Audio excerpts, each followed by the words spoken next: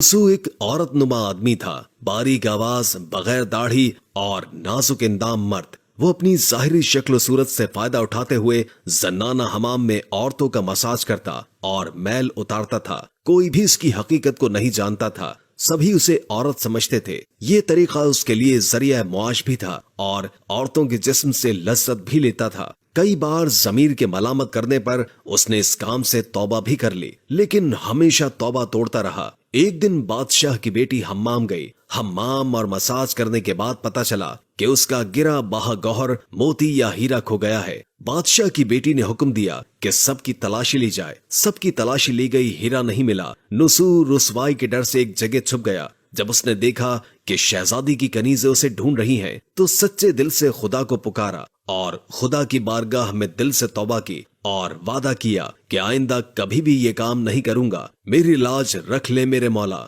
दुआ मांग ही रहा था कि अचानक से बाहर से आवाज सुनाई दी कि नसू को छोड़ दो, हीरा मिल गया है। नसू नम आंखों से शहजादी से रुखसत लेकर घर आ गया। नसू ने कुदरत का करिश्मा देख लिया था और हमेशा हमेशा के लिए इस काम से तौबा कर ली। कई दिनों से हम्माम न जाने पर एक दिन शहजादी ने बुलवा भेजा कि हम्माम आकर मेरा मसाज करे, लेकिन नसू ने बहाना बनाया कि मेरे हाथ में दर्द है, मैं मसाज नहीं कर सकता हूँ। नसू ने देखा कि इस शहर में रहना उसके लिए मुनासिब नहीं है। सभी औरतें उसको चाहती हैं और उसके हाथ से मसाज लेना पसंद करती हैं। जितना भी गलत तरीके से माल कमाया था सब गरीबों में बांट दिया और शहर से निकलकर कई मील दूर एक पहाड़ी पर डेरा डालकर अल्लाह की इबादत में मशगूल हो गया। एक दिन उसकी नजर एक भैंस पर पड़ी जो उसके करीब घास चर रही थी। उसने सोचा कि ये किसी चरवाहे से भागकर यहाँ आ गई है। जब तक इसका मालिक ना आ जाए तब तक मैं उसकी देखभाल कर लेता हूँ। लिहाजा उसकी देखभाल करने लगा। कुछ दिनों के बाद एक तिजारती काफिला रास्ता भूलकर उधर आ गया। जो सारे प्यास की शिद्दत से निढाल थे,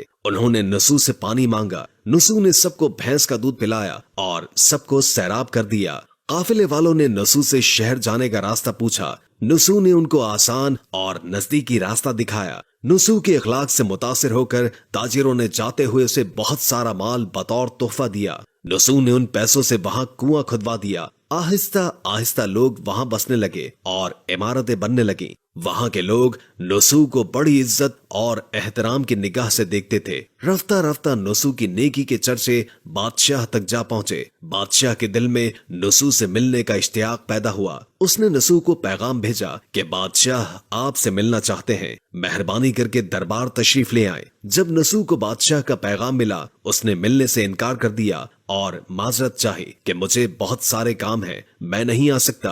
बादशाह को बहुत ताज्जुब हुआ, मगर इस बेनियाजी को देखकर मिलने की तलब और बढ़ गई। बादशाह ने कहा कि अगर नसू नहीं आ सकते तो हम खुद उसके पास जाएंगे। जब बादशाह नसू के इलाके में दाखिल हुआ, खुदा की तरफ से मलिकुल मौत को हुक्म हुआ कि बादशाह की रूह कब्ज कर ले। चूंकि बादशाह बतौर अकीदतमंद नसू को मिलने आ रहा था और रियाया भी नसू की खूबियों की गर्विदा थे, इसीलिए नसू को बादशाह के तख्त पर बैठा दिया गया। नसू ने अपने मुल्क में अदल और इंसाफ का निजाम कायम किया। वही शहजादी जिसे औरत का भेष बदलकर हाथ लगाते हुए भी डर लगता था, उस शहजादी ने नसू से शादी कर ली। एक दिन नसू दरबार में बैठा लोगों की दाद रसी कर रहा था कि एक शख्स वारिद हुआ और कहने लगा कि कुछ साल पहले मेरी भैंस गुम हो गई थी, बहुत ढूंढा मगर नहीं मिली, बराए मेहरबानी मेरी मदद फरमाइए। नसू ने कहा कि तुम्हारी भैंस मेरे पास है और आज जो कुछ भी मेरे पास है वो तुम्हारी भैंस की वजह से है। नसू ने हुक्म दिया कि उसके सारे माल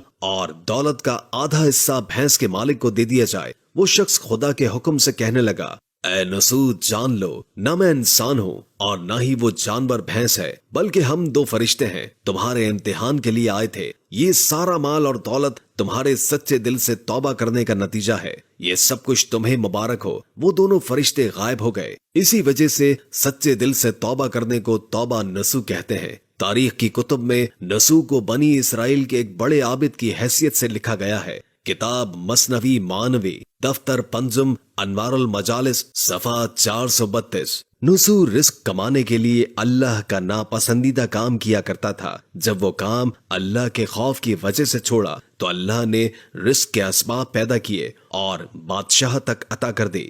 حرام طریقے سے لذت حاصل کرنا چھوڑا تو اللہ نے نکاح میں شہزادی دے دی۔ اللہ تعالیٰ سب کو توبہ کرنے اور تا دم مرگ اس توبہ پر قائم رہنے کی توفیق عطا فرمائے۔ آمین ثم آمین۔